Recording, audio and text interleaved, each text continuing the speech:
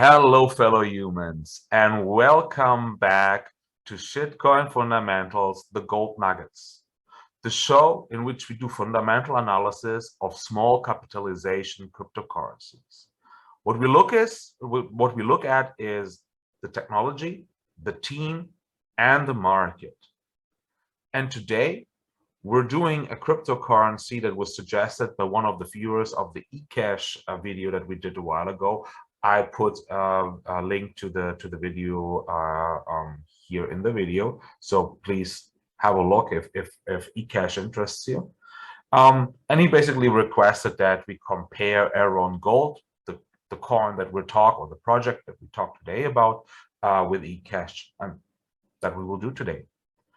As always, we will start with a technology. So we will have I will not call it deep dive, a more shallow dive into the technology. I try to explain you more or less how the technology works, or how I have understood that the technology works. If you disagree, or if I've made a mistake, please comment below. I'm happy to learn. One disclaimer up front: this is not financial advice. I'm not a financial advisor. I'm also not a programmer. Do your own research. I will leave all the links to the web pages and sources that I used for this video in the description down below. It's a great starting point for you to do your own research, but please never invest in any coin before doing your research. It's your responsibility as an investor. So let's get started and let's dive into the technology. Elrond at the Elrond Gold, or the Elrond project, looks at the first look quite similar actually to eCash. So yeah, you're right. It worth comparing the two to each other. However, there are major differences. So the eCash project uses a combination of blockchain technology and the avalanche algorithm to find consensus and make the system scalable, secure, and decentralized. The Elrond team chose a little bit different route. They're using what is called charting. Actually, they're using a special kind of charting, as far as I understand, that they have mostly self-developed. It's called adaptive state charting. I will explain you what charting means. Here we are. Basically, charting is to break up the blockchain. So the problem about standard blockchain is, as we discussed also in the eCash video, that it's super linear. That means you collect all the transactions, then you mine your block, you write all the transactions in, and you do the same and again and again. This makes it super slow, and if you have like a lot of users, a lot of transactions, that gets super difficult, super slow, super unsecure. So it's not scalable. Also, transaction time go way up, which makes it unusable basically. The Elrond team solves this basically by splitting up the blockchain, which allows for parallel transactions and parallel consensus finding in different, how they're called, charts. So basically, you split up your blockchain in chunks that are of the same size usually, and these are called charts. And then you find consensus within each of these charts, which means that you can parallelize the process by doing the same in different charts. This is great. That makes the blockchain system much more scalable. It is possible to do much faster transactions within the set because just the chunks are smaller. So the calculation that is necessary. It also doesn't require heavy proof of work systems anymore. They're not required here. So altogether, that looks like a good technology. However, there are also some downsides. These systems are in general very hard to implement and maintain. There are problems in communication between different charts because they don't share the same blockchain. They don't share the same chain. So the issue is if you have nodes of different charts which have transactions between each other, if there's anything happening, this it gets really, really difficult and is not yet fully solved. I mean, the Elrond team has done great work on that, but I think there's still some open questions. Additionally, there's also a problem with security. There is a danger that one of the charts could be overtaken by an attacker, and so could compromise the whole chart, actually. Using this technique, theoretically, that attacker could even take parts of the blockchain or even the whole blockchain over and do shady stuff with it. So this is, of course, a security concern that stands. However, that is partially solved by the Elrond team using what is called secure proof of stake. You were talking about this. So they're basically implementing the random selection mechanism of Elrond, however, in a little bit different and probably more secure way than Elrond is doing. What it means, the random selection mechanism of Elrond works basically like this. You select randomly within the charts nodes that find the consensus. That, of course, increases the security, because nobody knows in which round of consensus finding there actually will be part of the vote. So this is good. This is the Elrond system. The Elrond system adds to that to increase to lower latency, so basically increase transaction speeds. They basically store the randomization factor, which basically more or less gives the rule who will be selected or who is part of the random sample. They add this to the blockchain, to each block, which means that everybody already knows about this, and there has not to be like some kind of distribution of who's now in this random group, but everybody already is aware of if the block is built. Additionally, what they're also doing, so in the end, how that would work when you're selected to take part in the consensus, basically to vote. Within this vote, then the stake is counting who has the final vote or who has the heavier voting power, and this is done by the stake. This is also Elrond like this. The special thing in Elrond is that they also add a rating. That means if the network agrees that you are a more trustworthy node, or that you have been longer online, have been always have come to the right conclusion, let's say like this, then you get a good rating, and a good rating means that you have higher voting power within the consensus. That, of course, increases the security, because you basically have trustworthy nodes, give a higher voting power to trustworthy nodes, which definitely is a measure to increase security. Another thing, the Elrond team is using Ether virtual machines. That means you can implement smart contracts on Elrond, and can use basically the Ether environment, which makes it super easy for developers, or super well-known technology. So it's a great plus, because it means usability. You can implement much easier things into the system than before. Than in other solutions. So this is great. Altogether, this looks, from a technology point of view, looks very, very nice. I will not do actually the market before the team this time. The reason is that the market also is connected to a piece of technology, which is Maiar, which is the wallet that the Elrond team came up with, which is, I think, super interesting, different. And to be honest, I mean, we will not go into it, and you will see why it makes me a bit unsure or it has a little bit, gives an interesting feeling about that. I think it's a great piece of technology and it's a great idea. Basically, what you can do with the Maiar wallet is you can do transactions between Maiar wallets.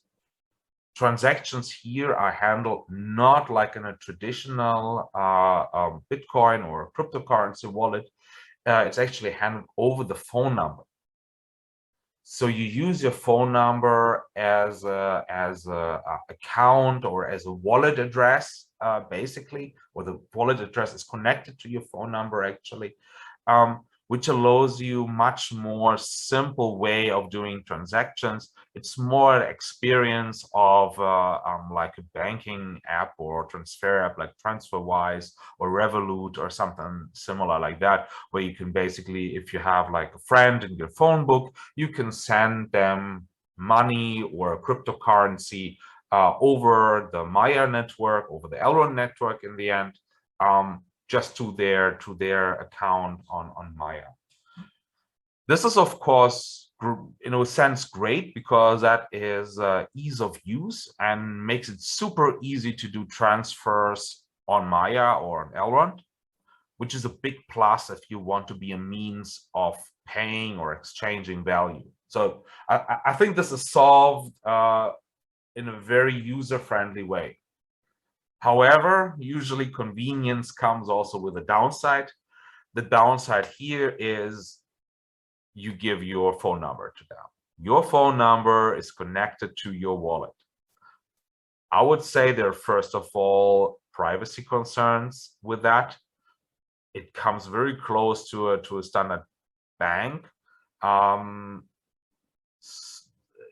Additionally, there are also concerns of when you transfer the money, the other person will see your wallet number, your phone number in the end. There is a way to avoid this. They call it, I think, hero tags, as far as I know, which is basically like a nickname. So basically, you can avoid sending your phone number by using these hero tags, but still the Maiar network and the Elrond blockchain both have your number. I think that leads to private concerns also, which also comes directly to the team. Then we go over to the team slowly. The team is Romanian. As far as I understand, the Elrond surrounding group of people, the company, is also located in Romania, which is part of the European Union, which is very well known for liking basically restrictions and interference of governments. So I'm pretty sure that they will enforce banking rules on Elrond and on Maiar at some point when they get big enough. They will have to do know your customer procedures within the app. I'm pretty certain about that. Even if the company is not registered in the European Union, the founders and most of the team are Romanian citizens, European citizens, which of course makes them easy targets for these kind of things. So I think the general idea is good, but I have a little bit the feeling that this might undermine the real idea of blockchain, like exchanging anonymously value between people without having a centralized organization that can overlook that. By adding your phone number to that, which is at least in the European Union, usually connected to your name and to ID documents, you basically centralizing this again.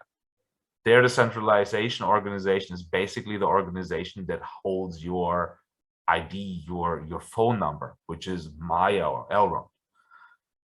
that makes it easily attackable for legislation. Yeah, I'm not sure where this will go. I have the feeling in the end it will go the way of, for example, Revolut, which then in the end has to make a banking license and basically become like a more classical online bank. That would be, of course, I think, very problematic if Elrond would do it, because then would be the question for what you need the coin, right? If it becomes, if they would have to do a banking license at some point, there would be no real need anymore for having decentralized coin, because it would fall under banking regulations, which is centralized. So yeah, I really don't know. I really don't know. I cannot tell you, but it's definitely concerning to me, and I don't understand if that might also lead to some issues later on. There was also some problem with the coin itself. I'm usually not going into coin prices, market cap, analyzing the future price of some coins, or asking my glass bowl to tell me what Elrond gold will be worth in 5 years. I don't do that stuff. But what I want to also say is something that the Coin Bureau, in a YouTube video, I will put also the link here in the description below. They were talking about that, or that the biggest amounts of Elrond gold is actually held by very, very few wallets. It improved a little bit since they did the video. It was more like that the first 10 wallets were almost holding half of the Elrond supply. That has changed a little bit. I will go here. You can actually find it in the Elrond Explorer. So you can see here basically all of the wallets with the amount of Elrond gold they're holding. I did the calculation, so excluding smart contracts, I was not counting the smart contracts, I was just counting the wallets. The first 10 wallets hold roughly hold a bit more than 1/3 of the full supply of Elrond gold, which I think is still really whale heavy, which is a little bit against the project, against the Elrond project, that want to have decentralized payments all over the world with a lot of participants who use that platform. Yeah, I don't know. I'm really uncertain about the project, to be very honest, out of different kind of reasons. The team is in generally looks very good. Experienced guys, as I said, mostly Romanian citizen, a couple of other European citizens, but mainly Romanians, all having experience in finance, in crypto, in DeFi, running startups, doing programming, IT, things like this. So I think that the team in general is maybe not like the best team in crypto, but it's a quite solid team. Also quite big team, actually, very well put together, heavy on software development, IT, which is a very good sign. I think that the team is great. I definitely have trust in that team, and I think they can improve the software and improve the system and build something really great, which you also already see in Maiar. It looks very good. It seems the functionality is very good and up there with other banking or money transfer apps. So I think altogether it's great. But as I said, there are a couple of concerns according to the connected to the technology that I have. That's why I will tell you also directly, I'm currently not invested in it. I'm currently looking at it and really thinking about what I should make out of the technology, out of the strategy they have taken with the Maiar wallet, with connecting it to the phone number. I'm not a person who's like completely saying it has to be fully decentralized, anonymous, nobody can know. So I'm open to this. I think it's great to have like convenience is always good. Convenience is always important, especially if you do finance, because you want to do it every day. However, I'm not sure if it goes the way of being just another banking app, then there is no real use in having a cryptocurrency which runs that. And you can, if you do KYC and if you need a banking license, and then you fall under banking legislation, then there is really no need for a cryptocurrency. It just becomes a kind of like buzzword. This is a little bit my fear with the project. If they address this, if they solve this, and they can show a real way what the purpose is of the cryptocurrency and what the utility is of the cryptocurrency, and that they're more than just another banking app, I think it's a great project. However, I want to see where that is going and where they will lead this project. And that's why I will wait a little bit and put it on my watch list, but not invest for now. So that's it. Again, the second time in this video, do your research. Don't believe me. Don't believe anybody else on the internet. Do your own research. It's your responsibility as an investor. Don't blame anybody else for your misinvestment. Don't think that anybody else is a guru because he told you the right thing to invest in. It's your responsibility in good and bad. So do your research. All links in the description below. Use them, read them, do your homework, and then decide if you invest. If you decide to invest in this coin, I'm very happy. You might bet on the right horse. I might be wrong that I'm not investing in it, but that's just a game. That's how it is. So if you like the video, please subscribe to the channel. I really want to hit 1,000 subscribers until end of the year. So we have to hit the like button and subscribe to the channel and hit the bell. So please do that. Leave your comment below. Tell me what coin I should do next. Tell me what I did wrong, where you disagree with me, where you want to discuss, or if you agree with me and like it, I'm also happy to hear about that. So just let me know in the comments below. I'm happy to discuss. So I'm very happy that you were with me and that you listened to the video. Soon there will be another video, and yeah, see you then. Bye.